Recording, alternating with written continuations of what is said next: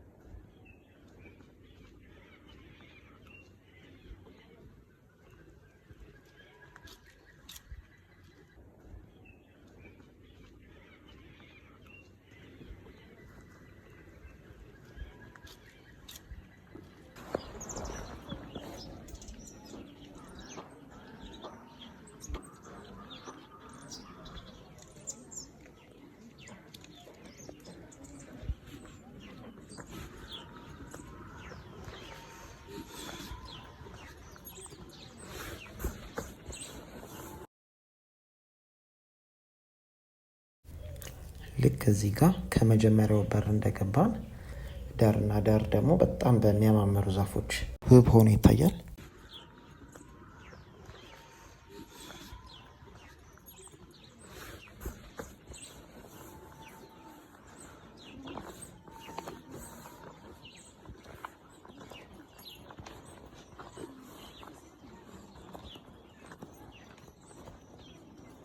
ከመጀመሪያው በር ሳንደርስ ያለው ግቢ ደግሞ ይህንን ይመስላል።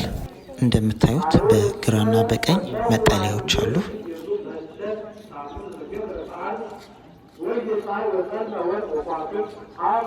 ወደዚህኛው መጠለያ ወደ ቀኝ በኩል ወዳለው ስንሄድ ለሰው ድንኳን ይዞ ምናምን እዛ ማረፍ ይችላል። እዚህ እንደምታዩቸው እዚህ ጋር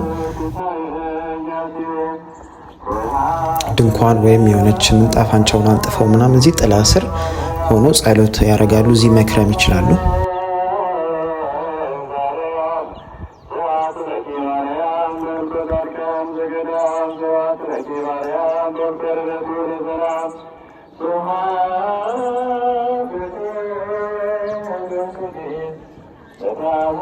በጣም ነው የሚያምረው።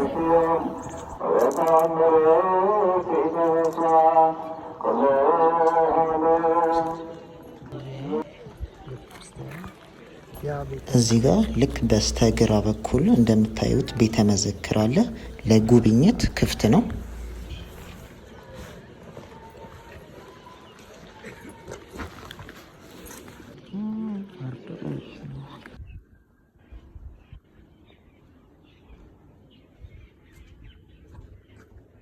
እዚህ ጋር ይሄ የወንዶች መግቢያ በር በግራ በኩል ስንሄድ የወንዶች መግቢያ በር እዚህ ጋር እናገኘዋለን።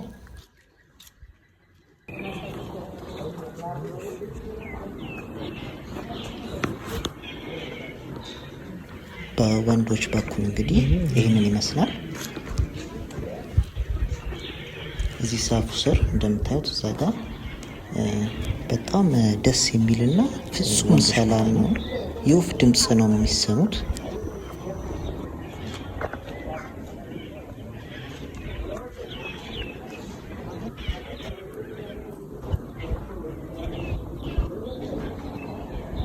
ልክ እዚህ ጋር እንደምታዩት የወንዶች መግቢያ በር ነው። እዚህ ካጠገቡ በግዕዝ የተጻፈ ጽሑፍ አለ። ግዕዝ የምትችሉ ማንበብ ትችላላችሁ።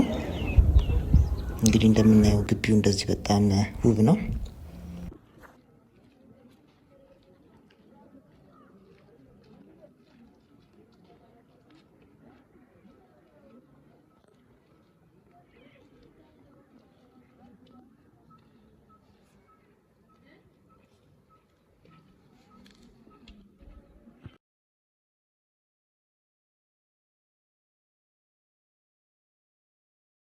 ይሄ አሁን እዚህ ጋር የምታዩት ፊት ለፊት ወደ ክርስትና ቤት ነው የሚወስደው። አንደርግራውንድ ነው።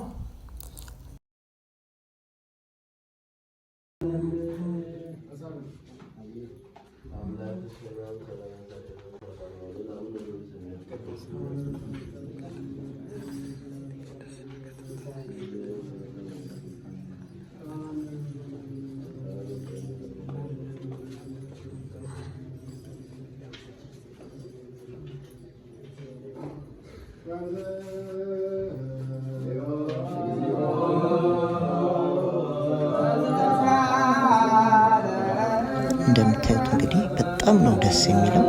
እዚህ ጋር ጀሪካኖቹ ሰው ውሃ ቀርቶ ያው እዚህ ጋር እንዲባረክለት ጸበል እንዲሆንለት ምናምን ያስቀምጣል። ወደ ማታ ምናምን ሊሄድ ሲል መጥቶ ይወስዷል ይመስለኛል። እንግዲህ ተመልሰን ወጣ ስንል ግቢው በተንጣለሉ አረንጓዴ ዛፎች ውብ ሆኖ ማየት ይቻላል። እንደምናየው እዚህ ጋር አንዳንድ ሰዎች ምንጣፋቸውን አጥፎ ጸሎት የሚያደርጉ አሉ። ትንሽ የተኙም አሉ።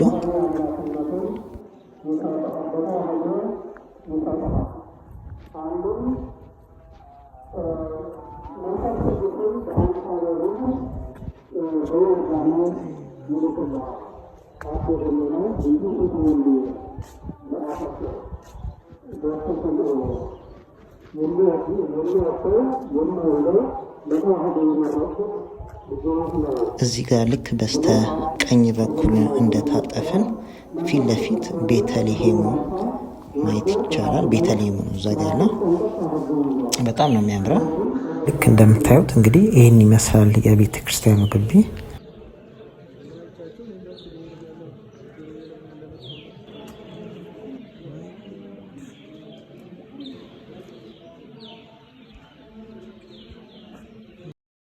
ተመልሰን እንግዲህ እዚህ ጋር ወደ መጀመሪያው ግቢ ስንመጣ እዚህ ጋር በስተግራ በኩል ወደ ጸበል መሄጃ ቦታ አለ።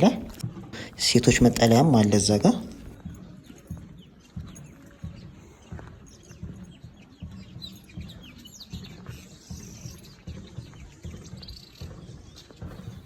ቀጥታ ከፊት ለፊት ወደ ጸበል ነው የሚወስደን። ወደ ጸበል ወደ ተክልዬ ዋሻ እና ወደ ጸበሎች፣ ሁለት ጸበሎች አሉ።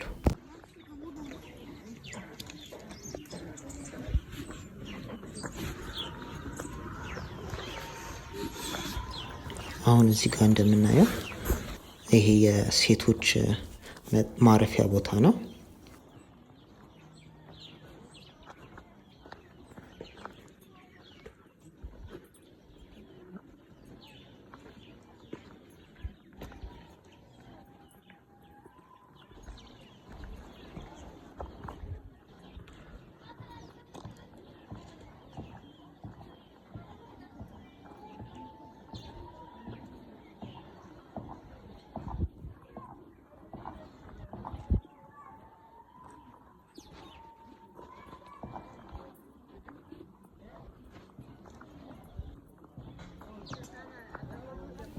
እዚህ ጋር ከፊት ለፊት ይሄ እዚህ ጋር የምናየው ከፊት ለፊታችን ቀዩ በር መስኮቱ በሽቦ የታጠረው ይሄ ማረፊያቸው ነው።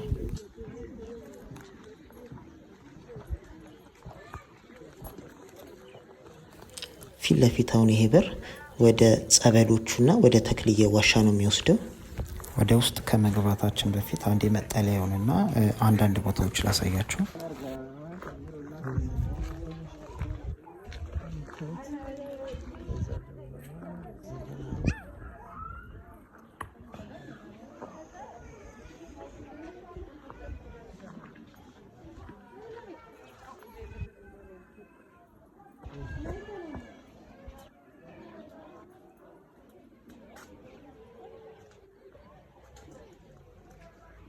እንደምታዩት ይህንን ይመስላል የሴቶቹ መጠለያና እቺ ደግሞ እንትናቸው ጋርደናቸው ነገር ናት።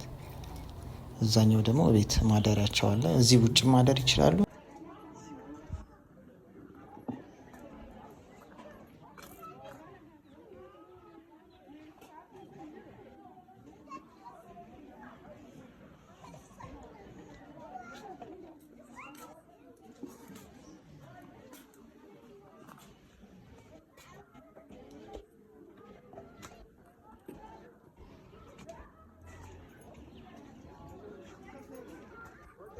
Смотри.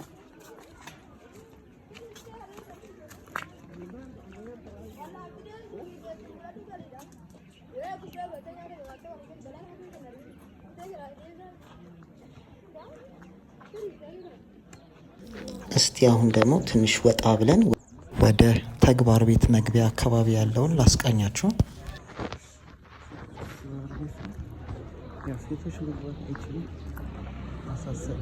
እዚህ ጋር እንደምናነባው ጽሁፉ ማሳሰቢያ ወደ ተግባር ቤት ግቢ ሴቶች መግባት ግዝት ነው ይላል። ሴቶች ወደ ተግባር ቤት መግባት አይችሉም። ግን እዛ ጋር ከፊት ለፊት እንደምናየው የገዳሙ ምግብ ቤት፣ በስተ ቀኝ በኩል ሱቅ፣ የገዳሙ ሱቅና ከምግብ ቤቱ አጠገብ ደግሞ ንግድ ባንክ፣ አንድ ባንክ ብቻ ነው ያለው እዛ አካባቢ፣ እሱም ንግድ ባንክ ነው። ልክ ግቢ ውስጥ እንደገባን ከፊት ለፊት እንደምናየው የገዳሙ ምግብ ቤት ይላል። ከአጠገቡ ደግሞ ያው ንግድ ባንክ አለ። ወደ ኋላችን ተመልሰን ስንወጣ ደግሞ ይሄ አሁን ከፊት ለፊት የምናየው አስፋልት ቀጥታ ወደ ገዳሙ ዋናው በር ነው የሚወስደን። አሁን ይሄኛው እዚህ ጋር መኪና የሚሄድበትን አስፋልት ይዘን ቀጥ ብለን ስንሄድ ወደ ዋናው ገዳም በር ይወስደናል። አስፋልቱን ይዘን ቀጥ ብለን በምንሄድበት ሰዓት የገዳሙን የመጀመሪያ ሻወር ቤት በስተ ግራ በኩላችን እናገኘዋለን። ሌላም ሻወር ቤት አላቸው። ከዛ ወደ ፊት ለፊት እንሄዳለን። አሁን ወደ ገዳሙ ዋና መግቢያ በር ያደርሰናል ማለት ነው። መሀል ላይ ወደ ገዳሙ ከመድረሳችን በፊት ዳቦ ቤት፣ ወተት ቤት እና ውሃ መቅጃ ቦታ አለ።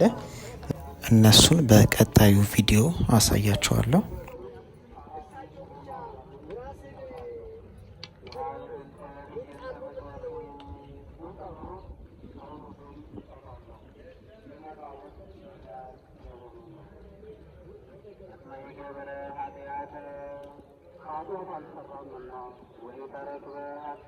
ልክ እዚህ ጋር እንደምናየው ወደ ዋናው መግቢያ በር ደርሰናል።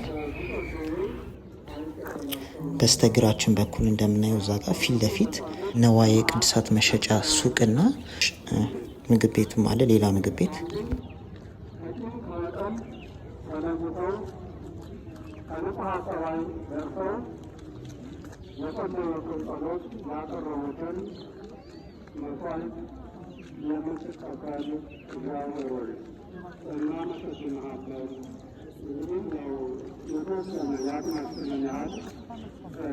በስተቀኝ በኩል ደግሞ እንደዚህ ዞር ስንል እዛ ፊት ለፊት የምታዩት መግቢያ በር ፓርኪንግ ቦታና የገዳሙ ሁለተኛው ሻወር ቤት ይገኛል ውስጡ። እዚህ ጋር ፊት ለፊት እንደምናነበው ጽሁፉ የደብረ ሊባኖስ አቡነ ተክለ ሃይማኖት አንድነት ገዳም ይላል።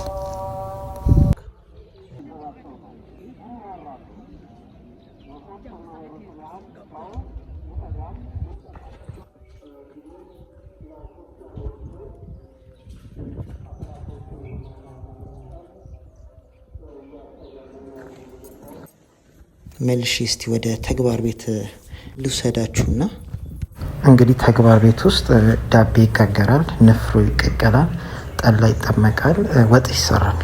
እንግዲህ አሁን ይሄ ነው መግቢያው በር።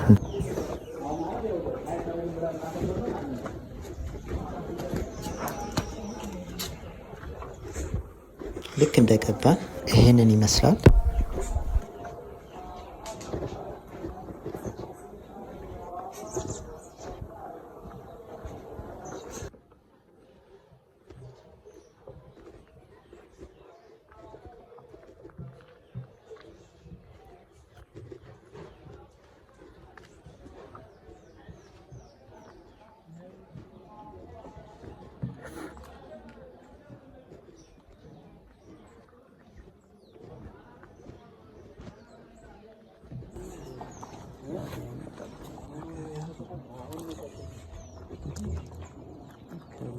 ይሄ አሁን እዚህ ጋር ከፊት ለፊት የምናየው ዳቤ የሚጋገርበት ቤት ነው።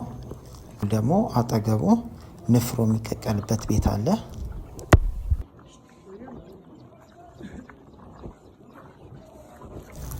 ወደ ኋላችን ደግሞ ዞር ስንል እዛ ፊት ለፊት ጠላ የሚጠመቅበት ቤት አለ። እንግዲህ ልክ የተግባር ቤት ግቢው ይሄንን ይመስላል። ውስጥ እየገባን ደግሞ አንድ በአንድ በጥልቀት በሚቀጥለው ቪዲዮ አሳያችኋለሁ።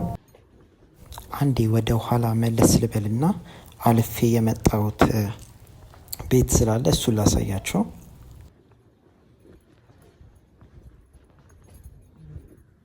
ይሄ አሁን ፊት ለፊት በሩን ከፈት እንዳረግን የምናየው የገዳሙ ምርፋቅ ቤት ይባላል።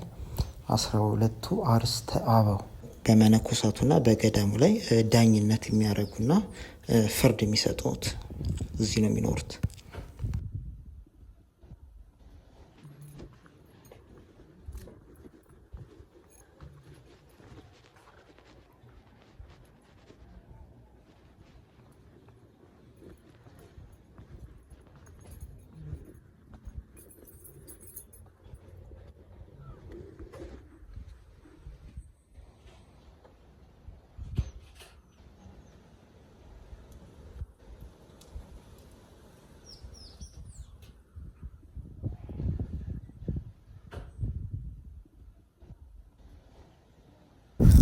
እንግዲህ ውድ ተመልካቾቻችን ስለተመለከታችሁ በጣም አመሰግናለሁ።